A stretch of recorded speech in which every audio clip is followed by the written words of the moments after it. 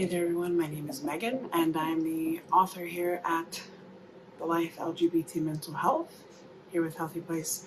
And today I want to talk a little bit about language, the language that we use regarding our mental health, not only when describing our mental health, but mostly and mainly when we're talking to others regarding their mental health. Sometimes it can be a little daunting to ask a question like, how are you? Are you okay? Sometimes it can be a little better to just ask an individual what they're up to. What good movies have you watched? What good shows have you watched?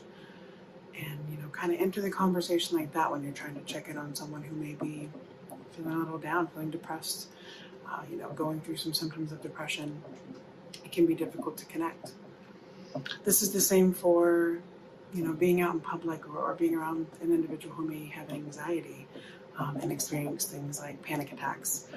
If you notice that somebody is feeling anxious, or if you notice yourself feeling anxious, verbalize that. Let's communicate that. Let's, let someone around us know, hey, I'm not feeling so well. Can you walk outside with me? Can we talk? Can we breathe together? Can we count together? And on the other end of that, being a friend or a confidant who, when an individual reaches out to you, or when you notice that their behavior might be off a little bit, don't point it out. Don't call it out. Instead, maybe just ask them if they want to step outside, or if there's anything that you can do to help them. You notice that, they might be feeling a little under the weather or stressed. So language is very important with our mental health, when we're communicating our mental health, when we are being communicated to about our mental health.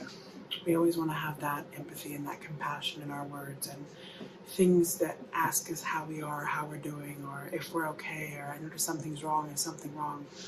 These can sometimes be very heavy questions that in the moment when we are feeling anxious or feeling very depressed, that we can't answer. It's also very, very important, speaking of language, to honor pronouns for individuals. In the LGBTQIA plus community, it sometimes can be overlooked. Our pronouns, our chosen pronouns. If you're unaware of what someone's pronouns are, ask them. Don't assume, and be mindful of them. If somebody goes by the pronouns of they and them, those are the pronouns that we use for them. If they go by the pronouns of she and her, as I do, my pronouns are she and her, that's what I prefer to be referred to as. And I don't mind answering the question as to what my pronouns are. I would much prefer somebody ask than assume. So language is very important within our mental health, within our LGBTQIA plus mental health community, and just our mental health community as a whole. So thank you so much for tuning in today. Take care.